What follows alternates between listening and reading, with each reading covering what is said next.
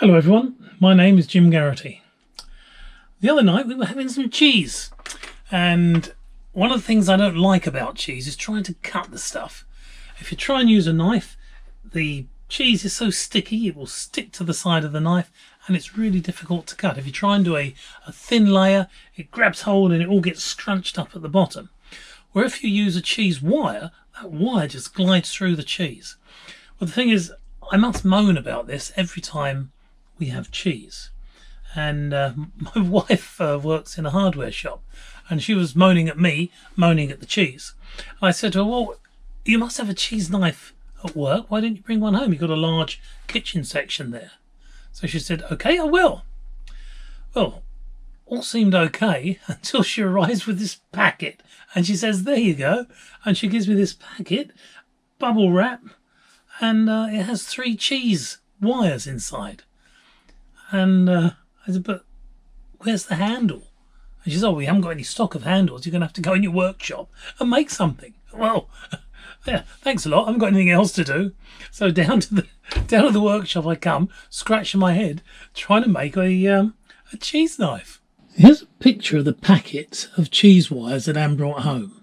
You can see there's 3 wires there, and each has a knot in their ends, one assumes for catching into the handles that you buy with them. I'm not sure what those handles look like because Anne was out of stock. Anyway, I'm looking around the workshop trying to work out what I can use for making a handle. I don't want to make anything out of wood because we need to wash this, and if I make it out of wood I'll then have to oil it or varnish it. So metal sounds good. Ideally stainless steel, something that's not going to go rusty. Anyway, I looked through my scrap bin and off all the offcuts. Nothing jumps out at me, and then I find an old junior hacksaw, and it's at the bottom of a drawer and it's a bit rusty. Anyway, I bring it out, put it in the vise, and rub it with a bit of wire wool, and underneath the chrome is pretty good. Well, I start to smile because I think I've found our cheese wire handle. From my electrical bits box, I dig out a couple of crimp eyelets.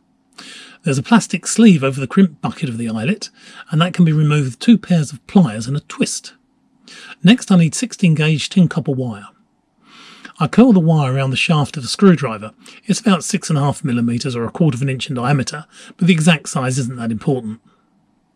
The wire I snip off is shown with a pair of side cutters, producing a split hoop. I used my large side cutters, and they left the ends of the hoops a bit uneven and spiky. I cut them again with a smaller, sharper pair of side cutters. This trims the end and makes them nice and flat. This hoop is passed through the hole of the eyelet, and then by using 2 pairs of pliers it's twisted closed and it's ready for soldering. The end of the stainless steel cheese wire is pushed through the crimp section of the eyelet. Its sharp end is bent back on itself. This will prevent anything sharp sticking out of the crimp bucket and possibly picking someone's finger later. I hold the end of the crimp bucket in a pair of pliers and crush it flat. I pull the wire so the knot and its bent end is drawn into the open end of the crimp bucket of the eyelet. Now I can solder the bucket. The solder won't run onto the stainless steel wire, but it will flow inside the crimp bucket, and that will hold everything together. That wire will be held nice and firmly within the bucket. To finish this end, I need to solder the gap in the hoop. This will prevent it ever falling off of the eyelet. For the cheese wire to fit nicely in the junior hacksaw frame, the centres of the eyelets at each end of the wire need to be 150mm, that's 6 inches, apart. Before the second eyelet is soldered into place, a knot needs to be tied in the cheese wire in the correct place so it ends up in the crimp bucket of the second eyelet. I make the measurements, take into account the length of the eyelet and the crimp bucket. In my case, the centre of the knot needs to be tied in the cheese wire 142mm, that's 5 9/16 inches from the centre of the eyelet already soldered onto the wire. Before the knot is tied, I slide the second eyelet onto the wire. It's the correct way round and the plastic sleeve has been removed. I tie the knot in the wire, then cut it 5mm, that's 1/4 inch, up from the knot. I bend over the sharp end of the wire as we did before, and then repeat the soldering process that we carried out on the first eyelet.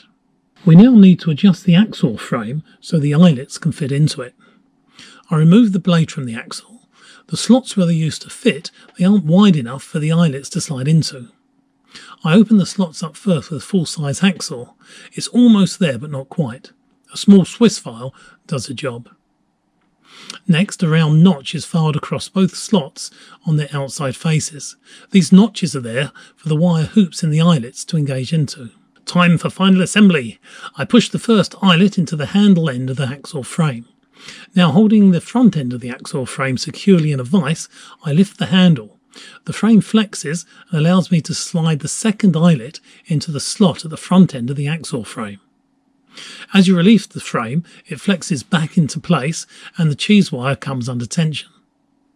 The last thing to do is to push the wire hoops flat against the frame and the hacksaw cheese wire is ready to go. Well, I suppose it may need to wash first though. This is smoked cheddar, and if I try and cut a piece off with the knife, I'm trying to do a nice thin piece. You can see it's scrunching up and not cutting very nice at all. When you try and get it off, it's now stuck to the knife and you have to pull it off. Let's try the new cheese wire.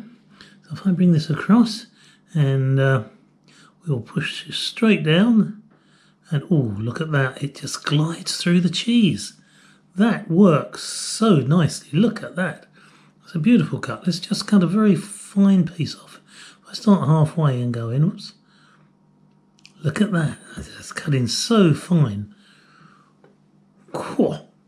I'm really impressed. You've now spent most of the day making something you could have bought for the price of a beer. Was it worth it? Well, you spent time in your workshop. Of course it was worth it. Could you make something like this? Of course you can.